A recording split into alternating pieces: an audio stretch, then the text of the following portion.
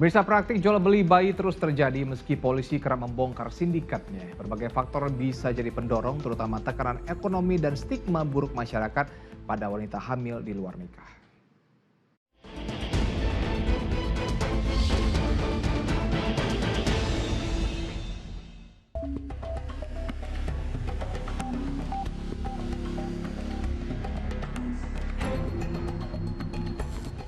Sindikat jual beli bayi dibongkar aparat Polda Jawa Barat. Tak hanya menjaring kaum perempuan yang tak menginginkan kehamilan, pasar di luar negeri pun jadi incaran para pelaku.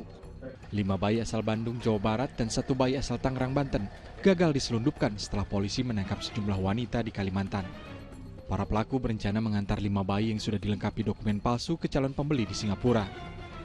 Hasil penyelidikan polisi, selama beroperasi, komplotan tersebut telah menjual sedikitnya 25 bayi ke luar negeri.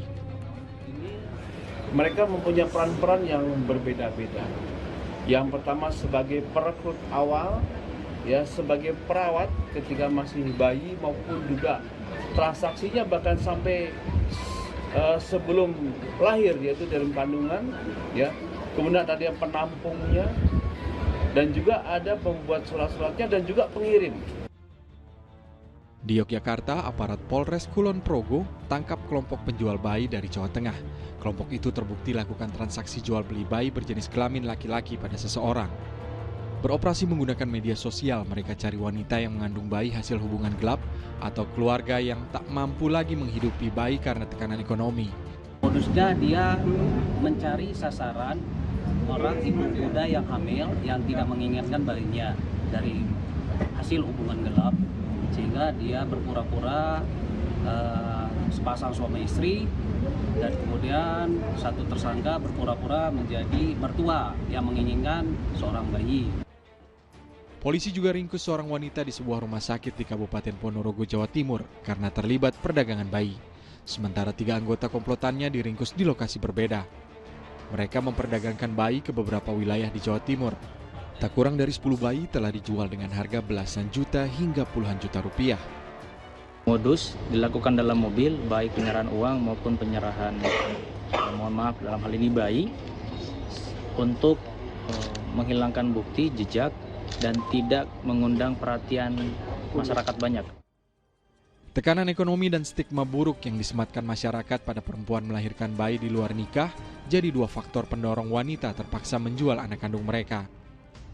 Dari data-data statistik kepolisian, ya, ini juga kualifikasi yang lebih detail mengenai orang tua yang kemudian sengaja melahirkan setiap tahun, mohon maaf ya, sengaja melahirkan setiap tahun dan kemudian anak yang dilahirkan itu diberikan kepada orang lain dengan tujuan ekonomi gitu ya. Dalam tanda kutip dia melahirkan karena pesanan, itu ternyata fenomena itu juga ada. Selain untuk diadopsi, rumor adanya perdagangan organ tubuh manusia kerap muncul di seputar kasus jual beli bayi. Tapi sejauh ini bukti maupun laporan resmi yang mengarah pada perbuatan tersebut selama ini belum ada. Selain itu, transaksi jual beli biasanya terjadi antar sindikat, sehingga motif pembeli yang sesungguhnya tetap sulit diungkap.